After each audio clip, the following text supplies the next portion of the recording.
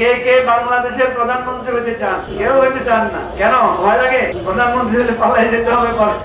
মানুষের যদি পেটে ক্ষুধা থাকে ভালো করে ইবাদত করা যায়? আল্লাহকে ডাকা যায়? যায় না। সেজন্য আমাদের সবাইকে চেষ্টা করতে হবে আমাদের ভাগ্য এবং অবস্থা যাতে বদলাইতে পারে। চেষ্টা করতে হবে না ভাই? আমার বোনেরা এখানে আছেন, কি বলেন? চেষ্টা করতে হবে না? চেষ্টা করতে হবে। যদি মনে করেন সারা জীবন আমি রাস্তায় ভিক্ষা করব, মানুষের কাছ থেকে খুঁজে খুঁজে খাবো, কালকে হঠাৎ করে অসুস্থ হয়ে গেলে ভিক্ষা করবেন কিভাবে? যদি মনে করেন সারা বছর রিক্সা চালাবো, হঠাৎ অসুস্থ হলে রিক্সা চালাইতে পারবেন? পারবেন না। এই জন্য আমাদেরকে মনে রাখতে হবে যে নিজের ভাগ্য বদলাইতে চায় না, আল্লাহ তার ভাগ্য তাকে বদলাইয়া দেয় না।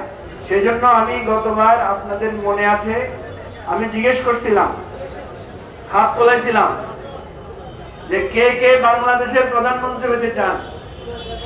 কেউ হইতে চান? কেউ হইতে চান না।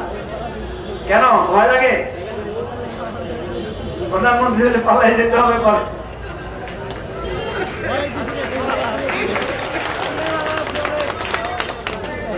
মন্ত্রী হতে চান কে কে? মন্ত্রী হইতে চান না? ওর পিছনে একজন হাত তুলছে, উনি বুড়া মানুষ। আমরা রোজা শুরুর আগে বলছিলাম সরকারকে যে আপনারা যানজট নিরসনের ব্যবস্থা নেন। আপনারা কি দেখছেন যানজট দূর করে সরকার কোনো ব্যবস্থা নিছে? আমরা আজকে এখান থেকে তীব্র ভাষায় সরকারের কাছে দাবি জানাচ্ছি, নিন্দা করছি যে আপনারা কোনো ব্যবস্থা নেন নাই। আজকে ঢাকা শহরের অলিতে গলিতে সব জায়গায় আমরা দেখলাম তীব্র যানজট। অনুগ্রহ করে এই যানজট নিরসন করেন, রোজাদারদেরকে একটু শান্তি দেন। যদি সেটা না করেন মানুষের বদদোয়া আপনাদের উপরে লাগবে, আমরা বলে দিলাম।